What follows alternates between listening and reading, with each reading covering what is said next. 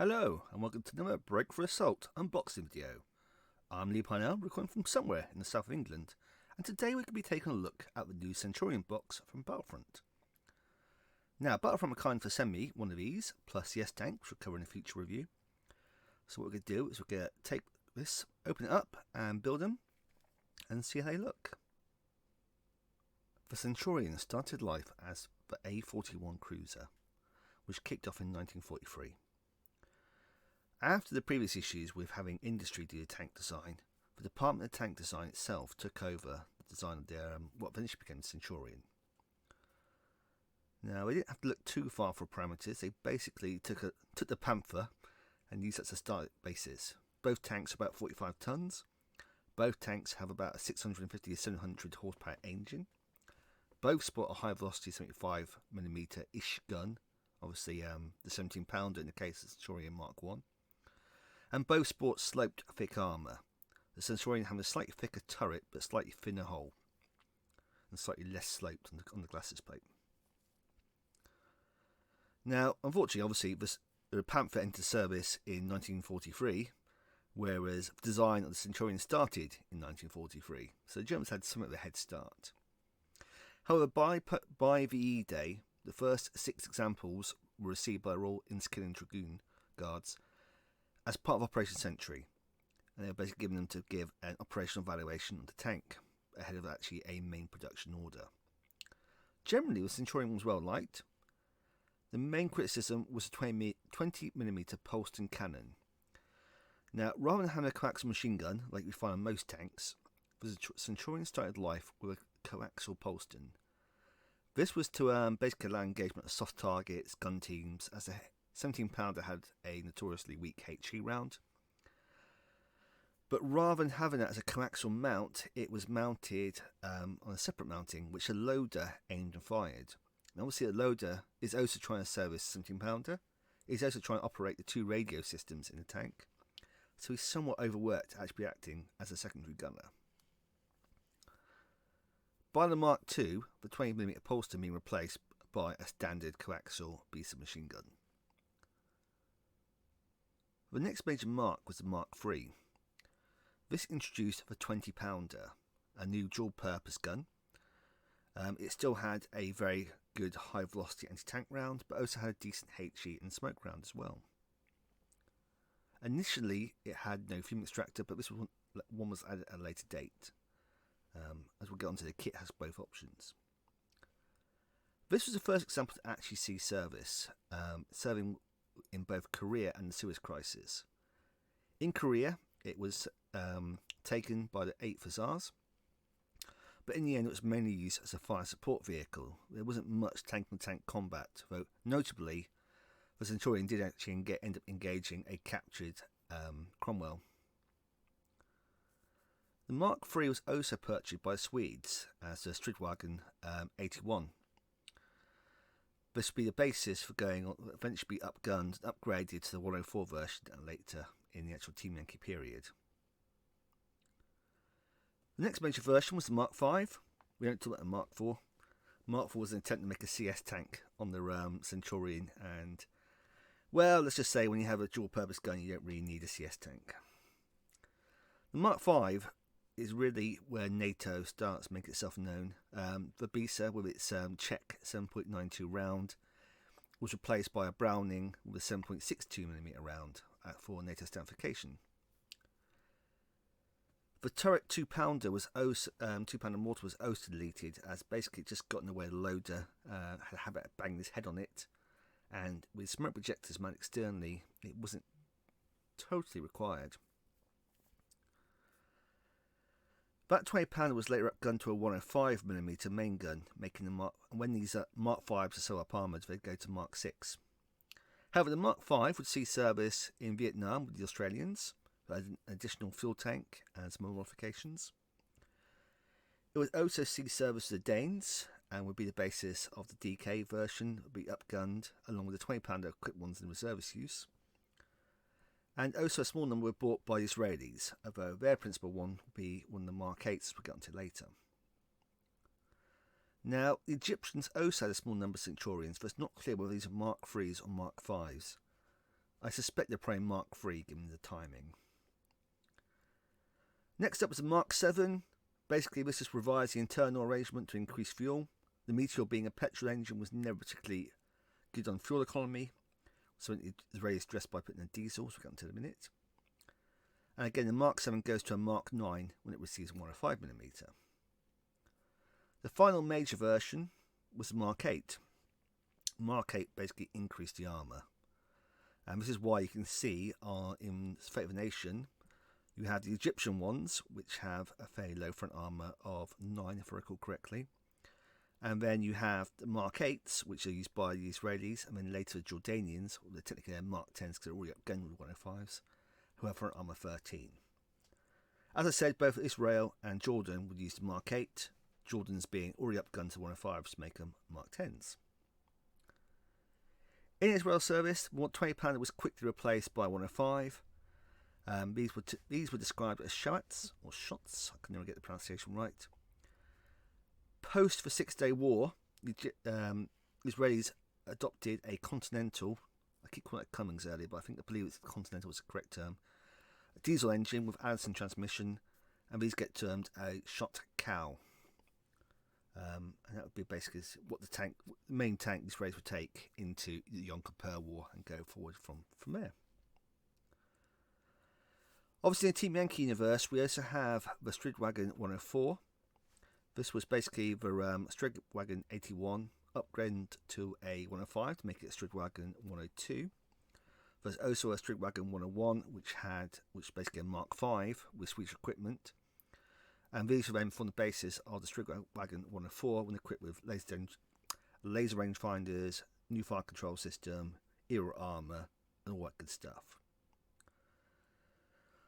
So, in theory, any Centurion kit, to be really useful, would have to basically be able to do all those games there. So, the Danes and the Swedes in Team Yankee, the Israelis, the Jordanians, the Egyptians in Fate of a Nation, and the Australians in NAM. So, let's open this box, and let's have a look at the bits, and let's see if we can get a kit that addresses that wide range of potential models. So let's have a look. So let's open this up. As you can see, we should have 5 vehicles inside, marked up Swedish and Danish content. Let's peel that back. Okay. Right, as you can see, big chubby box. So, expecting lots of sprues in here. We're a 2-parter. There you go. Okay. One set of instructions. Obviously, the ones on the website are generally better than the ones you have in the box, but it always gives a good guide to start off with. We have one set of sprues, like the whole upper tracks, whole lower engine deck, and then we have some sub sprues. Also marked the Centurion, which have, by the looks of it, alternative engine deck. Looks like the American Cummins engine, giving that very wedge-shaped top plate you get, same as the M60s. And what looks like the parts for the Mark 1 turret. I'm guessing that's where the 20mm. What was this? Not an Oriclin. It's a Polsten cannon. That's it. So we'll see how that goes together in a minute. Now, the actual crew sprue, let's take it out because obviously the bag tends to be a bit shiny. Oh, you just ruined my perfectly good thing there. So it's very much the British style crew. So berets, bone domes, the earlier style bone dome as well. Okay, and then we get some bubble wrap, which gives love, and we'll do it to the kids later. Okay, no unit cards. That seems to be the way Battlefront doing it these days. I'm not having the battle cut their unit cards in anymore. Kind of okay with that. I always seem to buy the unit card decks anyway because half the time I already had the other cards. Yeah, so what we'll do now is we'll get some of these built up and we'll look at all the different ways we can build it. Because I suspect we don't just have the 2 Danish types and the Swedish type here. I reckon we can do the stuff like Shoat and that out of this box as well. but we'll soon see. So after taking the sprues out of the box, one of the things I had to sort of deal with was try and work out what each of the bits was. With such a varied and storied career, there's quite a lot of different things on the sprues, and it's covering quite a lot of versions. So what I'm going to do is just go through sort of line by line and just describe what each bit is and where you're going to use it. I'm going to do a write-up of this as well for the blog, so you'll see a written version. We'll start in the large sprue first, in the top left-hand corner. And the first bit in the top left-hand corner is, of course, the little turret peg. Let's go turret peg. I use magnets, I don't use pegs too much, but we'll start there. The next two parts next to that are basically the turret bins for the Mark III onwards. Now, every Centurion from the Mark III onwards will have those bins. I don't think I've ever seen a Centurion without those bins, except for the really upgraded versions. Next, we get a pintle-mounted 30 cal, probably a 7.62 Browning by this point. We then get the buttoned-up cupola, lake pattern. The next bit is some track links, which will go into the glasses plate. And then, just going down to the next bit below that, we have a spare road wheel. Left of that is the open or unbuttoned cupola. Now, it took me a while to work out, there's something off of this, and I realised when you look at the button cupola, the actual hinge isn't at the back, it's sort of off to one side, sort of like the 10, 11 o'clock position. On the opened or the unbuttoned cupola, it's at the 12 o'clock position, the hinge. I can't work out why that is. I don't think it translates in me. I think someone's just made a slight mistake on the sculpting. And now I've noticed it, I can't unnotice it, which is really annoying, because otherwise the actual cupola is fine. But I'm not sure it's an easy fix, so I'm just going to live with it. But it's just a little bit annoying. Right, next to that, we get the first of the big bits. We have the two side skirts. Again, with the exception of a few examples I've seen in Fate of a Nation sort of period, and obviously the Australian versions in Vietnam, almost always those side skirts are present. They're one of the big things British introduced to protect the armour against heat rounds. Alongside those, we have the track assemblies. Going back to the right hand side, below the row wheel we have the whole base, again common to every single Centurion, and we have the two parts that make up the actual rear stowage bin. Again, that's very present on the Mark V's onwards. Right, so below the sort of the centre line, I'm going to start again left hand corner of that. We have the upper hull, common to all the variants, so some bits get attached onto it. To the right of that, we have the lower and upper turret. The lower part is used on every single turret version, including the Mark I version. The upper is only used for the Mark III onwards, but after that it's common for all the Centurions. So we can't build both a Mark I and a Mark III or later turret, we have to choose. I can't think of many times you're going to want to have a Mark I turret outside of the likes of World of Tanks or the much rumoured late war Leviathans, like 1946 style book. I think most time you can be building a Mark III or later. To right the turret, we start with the back plate for the Meteor. This is different to the back plate for the Continental engine versions. We then have the Mark III onwards mantle with the machine gun position. Only thing I note here is, like say, you haven't got the little hole for the 50 cal ranging gun below it, but at this scale it's not a huge deal breaker. We then have three barrels below that. The topmost with the fume extractor is 105. The one with the smaller fume extractor below is the lake pattern 20 pounder, and the one below that is the early pattern 20 pounder before the fume extractor was added. It's really easy to tell the 105 and 20 pounder apart because if you flip it over, The 20 pounder has 3 aiming vanes on top of the fume extractor. Very prominent when you're looking at pictures of the sort of like, especially the Australian ones. The last part in the sprue is the engine deck for the Meteor. Right, as I go into more in the next part of the video, I really like the way the engine deck is designed and how it goes onto the hull. So the hull is kind of changed by which engine deck is on it. It's really clever. Okay, we're now going to start with the small sprue. I'm going to start top left hand corner where the actual engine deck is for the continental powered versions. You can see straight away with sort of the wedge shaped foredeck you get with that continental engine. Very distinctive. You can see it on the M60s, the M48s, and now the up engine Centurions. To the right of that, you get a sleeved 105mm as used in the late pattern Swedish Centurions, like the 104. And then with the muzzle brake, you get the 17 pounder, which we use on the the Mark 1 version. Continuing across and starting at the top, we have the major part for the searchlight on the Australian version. You can see the round bit is the actual body itself, and this long pole here basically rests along the top of the mantle and basically tilts it with the actual main gun.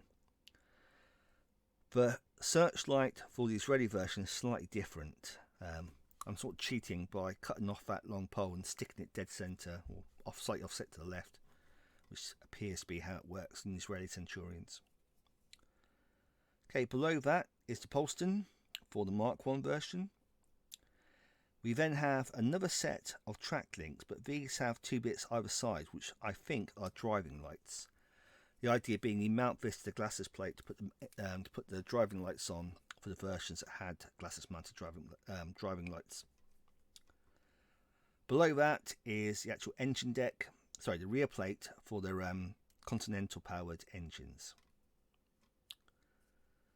Okay, next row down, we've basically got 2 sets of era.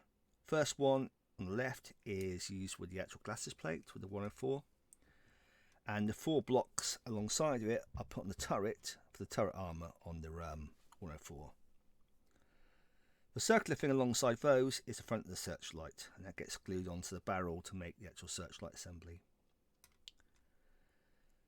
We then have buttoned and unbuttoned cupolas for the early pattern Centurion. You can see these are very much like the ones in the Comet in their sort of shape. We then have a range of pintle machine guns. The first one, for however orientated at the top, is effectively upside down when you look at it this way, is the 50 cal. Now that 50 cal is not a pintle gun itself. I worked it out eventually. The shaping of it is designed to sit on the sort of the top of the turret. I believe it's with the very late pattern Centurions, like 1980 style ones, where they had additional 50 cal as an anti-soft vehicle. I'm just going back to what the Polston cannon was for. It's not really, doesn't seem to be designed to be used as a pintle gun.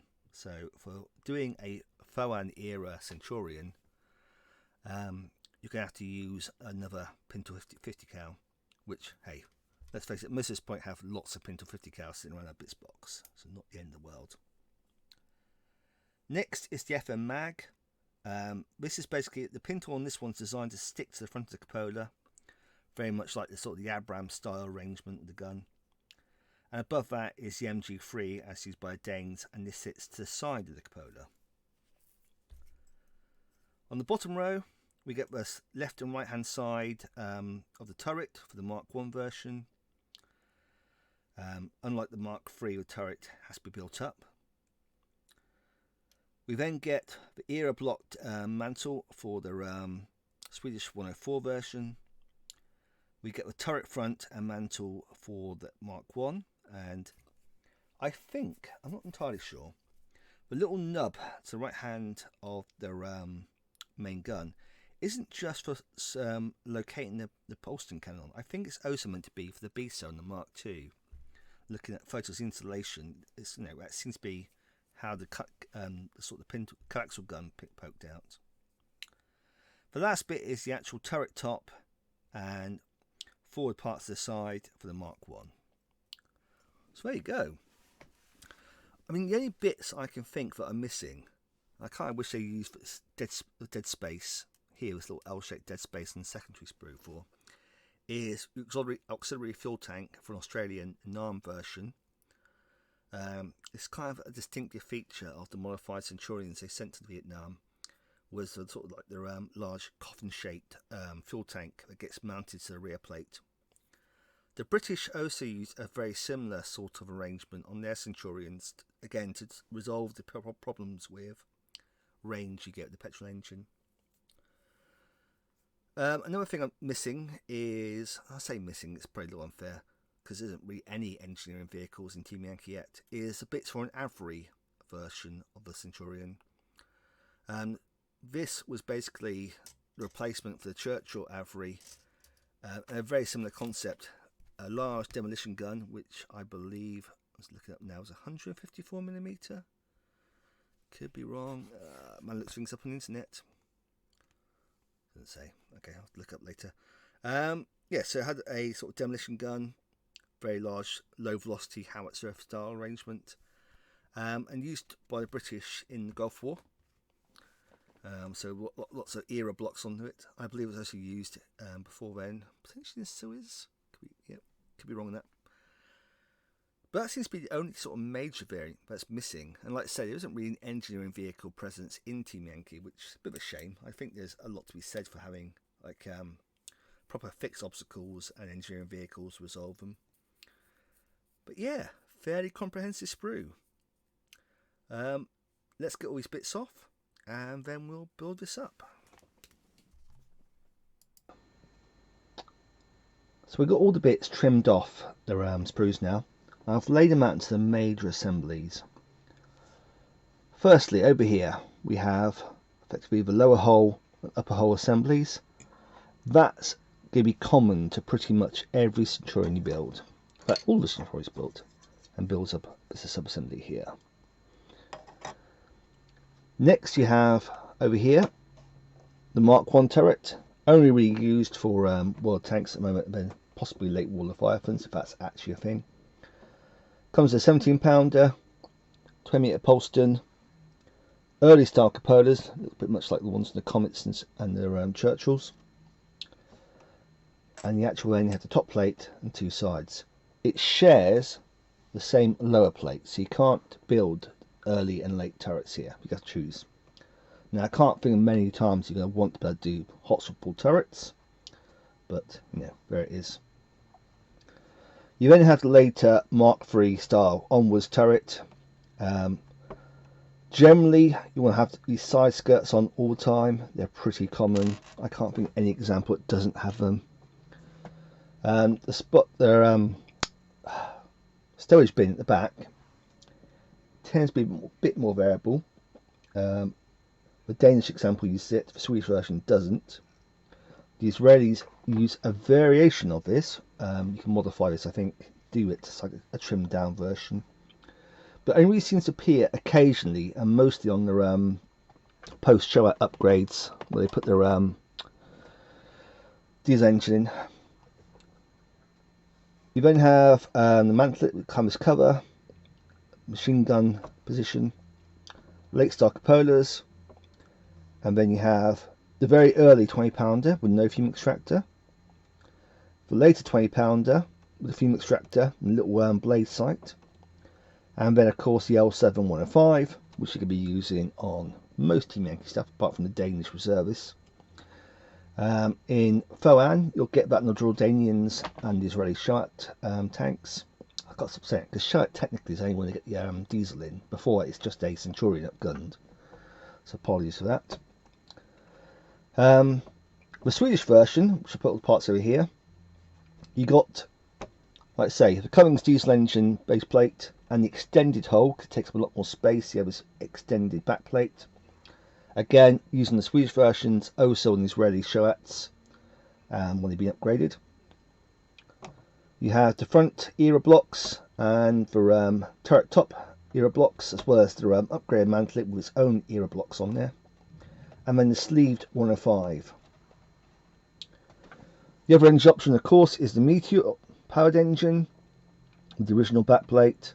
That's going to be used on most forces you get in Foban and Team Yankee and Checkpoint Charlie. There's also a searchlight here with a little front plate on the actual back. That mounts along the top of the mantle. I'll show it in a minute. And you get some extra bits. You get some track links. Some track links with what looks like driver's lights on either side. So when you go in the front hole, they'll be in the position where the driver lights are. So later tanks. And also a road wheel. Kind of wish there was 2 road wheels. You see a lot of Centurions sporting 2 road wheels in the front, especially the Australian ones in Vietnam. But hey, beggars can't be choosers. So yeah, what we're going to do now, I'm just going to build the major assemblies. And I'm going to build one of these up effectively as a 1967 Shoat. Sorry, 1967 Centurions ready service, Mark V, but upgunned to the 105. I might need a gun separate for now. I'm going to try and find a way of hot swapping between the 20 pounder and the L7s, just so I can do, because there were some Centurions still sporting the 20 pounder. I think mostly on the Jerusalem battles. But hey, it's always good. Right, let's get clear my nozzle. Snigger.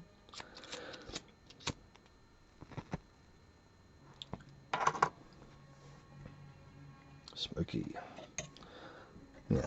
Always keep a lighter nearby so I can clear out the tubes that reveal polystyrene cement. I'm going to try and remember to keep in the working area of the camera, because I always do this. I start building it and then I drift away. So apologies in advance, because I'm never going to do it. Let's see, we'll get the turret built up first. I'm sorry, the hole built up first. Let that dry, we'll start building the turret. We'll take a quick look at building the Mark 1 turret. Like I say, I don't say it will have its applications going forward, especially like say we play World of Tanks. But obviously the World of Tanks ones generally come pre-assembled, which takes all the fun out of it. But I'm guessing it was a selling point. Right, you have to build your X-Wings and X-Wing, right? Unless you're a nutter like me and starts converting them, but hey.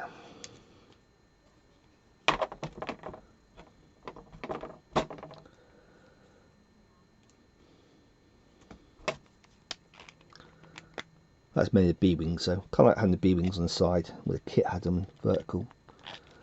Again, personal taste. Let's put a little clamp on that to keep it together.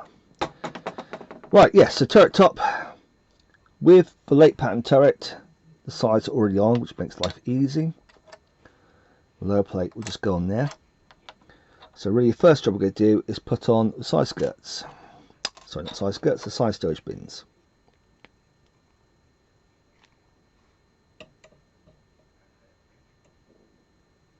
Put a bit of glue around there.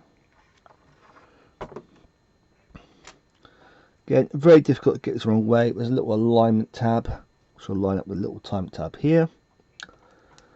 Go what? Probably need a bit more glue if anything. Yeah, a bit more glue, didn't put enough on. Now when I put too much on, obviously it'll make a mess.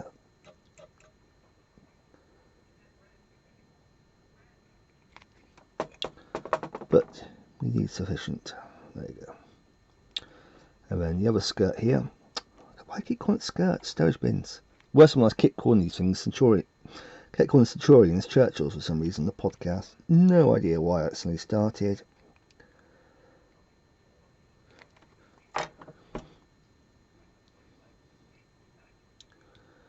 There you go. You can see here it's got the little pistol port for sending spent rounds out. Make sure that's butterfingers. Right, glue on. So at this point, like I say, if you're building, let's just build a common bit first. That'll glue in the bottom. I'm going to keep it separate for a second because we want that for showing the mark. So that's effectively your common turret to that point. Now, if you're going to make the Swedish version, you go over and put the era block mantle on. As we're building, like I say, a 1967 version, we're just going to put on the canvas covered standard one. Now one thing I notice is that when we look at the mantle, you can't really see where the stowage gun would be. So effectively on the ones where they had the ranging gun, this block was slightly bigger and there'd be another hole. At 50mm, probably nothing to get too upset about, but just so you know. And obviously that gun does change from being the basic gun on the Mark III to being the Browning from the Mark V onwards, because EA needed standardification. Okay, we're going to add open hatch in this one, be the commander hatch. And you get a box of 5 here, so in my thinking I'm going to be building 4 of these as the first troop for the Israelis, and then again nice little alignment tab there so you can't get the capote in the wrong way, and then the rest of them, sorry, the remaining tank will probably be the CO tank, and then I want to buy a second box, that'll be the second troop and the 2IC tank. So you've got a plan, it's brilliant. Like I say, not going to put the storage bin on, but the storage bin just assembles by effectively a little bit of glue here, here. That goes on there. Now, as I understand it, I must admit, this is just based on a quick Google, so no expert knowledge here. I believe this part of the bin is used to store the searchlight when it's not in use. Like I say, when I'm looking at the Israeli ones, they seem to basically be like that. They don't have this bit here, because it seems to be like some sort of little unique Israeli, kind of like a storage pouch, I guess, here for storing something. And so their storage bin is basically like that. So when I'm going to put something on, what I'm going to do is I'm going to basically cut that bit off and reuse that bit here, and hopefully that should work. As always, keep an eye on the blog and Facebook, and you'll probably see the conversion when I start doing it. Now, you could put your choice of gun here. What I'm going to do though, going forward, is better swap these out. So what I'm probably going to do, hopefully there's enough friction to do this. Yeah, not quite. Not. Well, I might have to look at, what I'll probably do is put a pin in then, so the pin goes in. That lets me swap out between a 20 pounder and a 105. I say all this, I'm probably going to get bored and actually just put the 105 straight on, because frankly it's probably easier. But hey. And then obviously at that point we'll just put on our bottom plate, but like I say, I'm going to keep that for doing for early turret. So early turret is slightly more complex in its construction, in that it has effectively 4 bits to make the actual turret itself. You've got the absolutely massive hole front here. That's not all obviously the mantle, but the reason you got that is because over here, this is where the 20mm Polston cannons could go. I think this bit here is like it is, I could be wrong, but on the Mark II, particularly one of the Mark II, is that the 20mm goes and gets replaced by the basic machine gun, because basically asphyxiating everything in the turret with an autocannon is not the best idea. So I think it's shaped like this, so you can build it as a Mark II and not have the Polston cannon in place. Because when we see in a minute, the Polston cannon is just going to slot onto that basically. Okay, just make sure it's all clean and cut. When I did the first one, see now a little bit of a gap around the top. Yeah, this one's doing it as well. That might be deliberate. I haven't really looked at the actual design of the Mark I turret to know what it should look like. But the gap does seem intentional. A bit more glue there. Again, you can't rebuild both turrets, but again, I can't think why you need both turrets. I think the only thing that's ever worth swapping out is the gun between 20 pound and 105 for the Danes and for the Israelis. Now you can, in theory, swap out the engine decks, but again, not really something you need to do. If you want to be, pedantic, you could do it for a Six-Age War and a Yom Kippur War Centurion, but it seems a little excessive. but the model just about does it. I'll show it in a sec when we get to the actual doing the engine deck. You could, in theory, do a swappable engine deck without too much trouble. And I dare say some people will take that option up. Again, let's make this a tank commander. So this one does not have a alignment hatch, but it's very much like the Comet. So you want these 3 blocks at the front. Believe it's a fixed turret. Fixed propeller, sorry. Where's that going in? Just quickly try. That's bizarre. Alright, well, let's just put in a closed hatch for a second. Again, I'm really building this to show it. So that's on. Again, at this point you put on the base plate, put on that base plate for what I actually want to build. If you're going to build a Mark 1, when the Paulson just slips over what I presume, like I said earlier, is the actual beast machine gun. Like that. And then we can put a little doggy in there. I'm putting 20 pound, the 17 pounder. Now 17 pounder gets dropped fairly quickly. I mean, the gun is showing its age by the end of the war. You can't penetrate a King Tiger from the front. It probably would have struggled with the heavy tanks that Russians used, or Soviets used, I should say. Obviously the 20 pounder comes in pretty quick to replace it, which also has a much better HE round. Okay. Back to the hull. That's all. Should be try enough now. Making sure it's all sort of in place. Didn't look like it was sitting right earlier. The first one was fine. Of course, while I actually video, just seems to be bugging me. Doesn't seem like it's up enough. Right. Anyway, so our top plate's going to go on like that. Easy enough. Get that in place.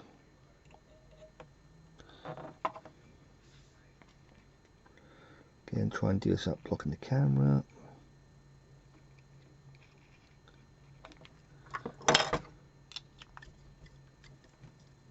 There you go. And that's basically a common hull. I'll do all the variants going forward, as I said earlier, with the one I'd done before.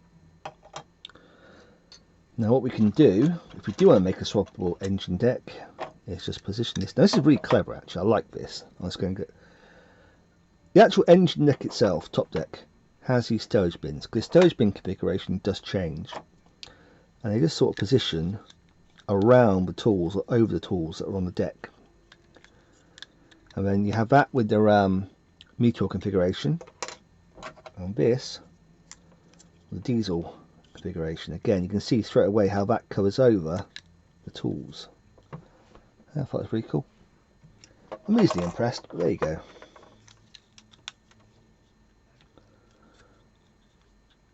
So you want to make this hot swappable on the engine deck.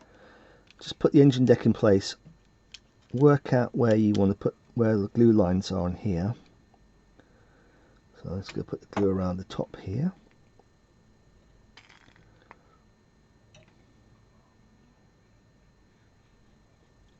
We can get our back plate and just position that in.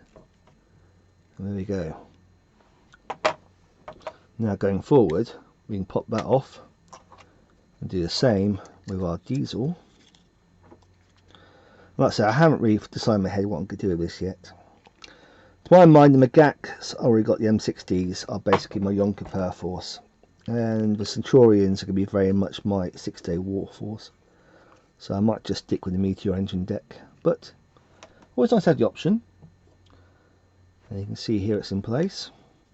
And now we can just basically swap between those as we wanted. No real benefit to the game, it's just purely being pedantic. Now if we are doing the Swedish version, obviously Swedish version diesel engine, because the diesel engine basically gives you all kinds of benefits. Better survivability because it's less likely to catch fire. Better range, that's a big reason Israelis put it in, the range benefits. The glasses plate, if you're doing the Swedish one, just slots in place. These bits sit on the top, so it's very easy to get in position. And on the Swedish turret, you then glue on this block here.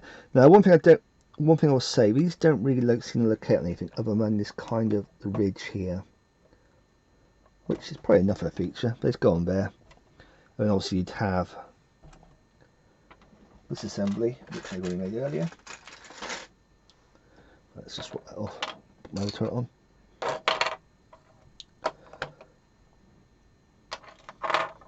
So you'd have the era blocks on.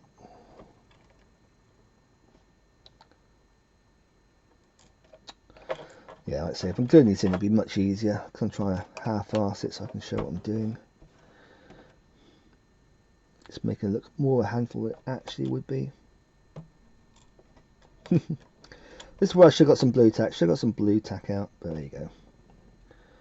And that'll go on to there, and that gives you effectively your Swedish version. A bit like the hatch in the back. Okay. Now, side skirts.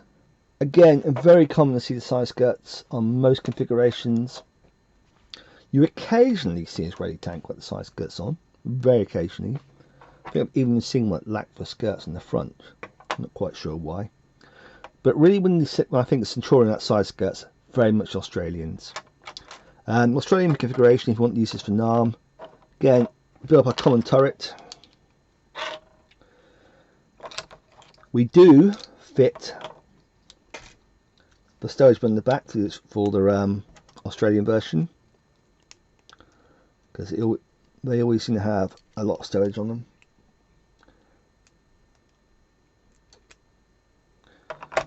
Yeah, making this harder.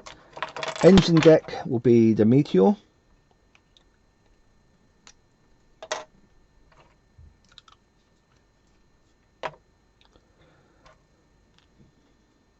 Here's what I did earlier. Don't bother fitting the side skirts. Do fit the 20-pounder with the blade sight onto their canvas cover. Like that. That'd basically be the Aussie version. Only thing you're really lacking, as I said in the part count, is you haven't got the big auxiliary fuel tank that hangs off the back here. I think that'd be fairly easy to scratch out some plastic card if you did really want it. But yeah. Back to what we're doing here. So the side skirts, I must admit I haven't actually tried putting these on before, so we'll see together how much of a pain it is. I will say I do love all this detail they put in on the suspension gear. Very nice. You never ever really see it on the tabletop, but it's there, and I like it. Okay, that seems to locate fairly easy enough. So you've got two big tabs on the bottom, here and here and here. Sorry, 3 tabs, and we've got these 2 tabs on the top where it hits in the skirt. So we'll put a little dab of glue on each of those. Again, just going out of view, which I apologise. See, I'm wearing a pair of shorts today. I'm being very self-conscious. Don't know why, but yeah, that goes on there. And the same deal on the other side.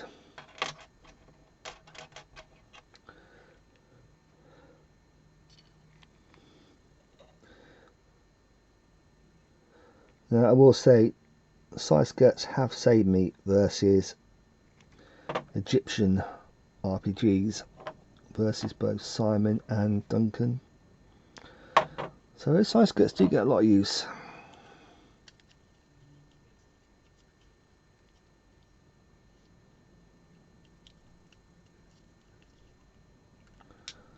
Okay.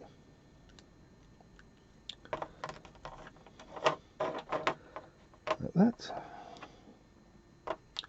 Right, now I finished showing off the actual upholstery. Let's get this in. getting to the end of this bottle because it's getting harder and harder to actually get the polystyrene cement out.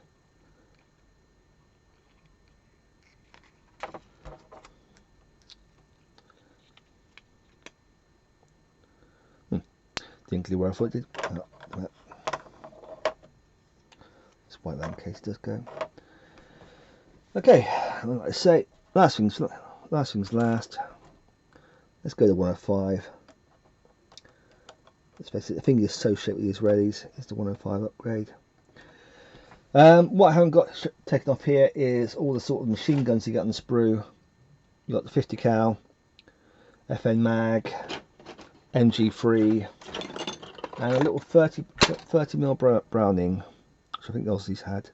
Those of these Israelis like putting extra machine guns on. If you are going to do a searchlight, and basically very simple two-part construction. Put in there. That on there.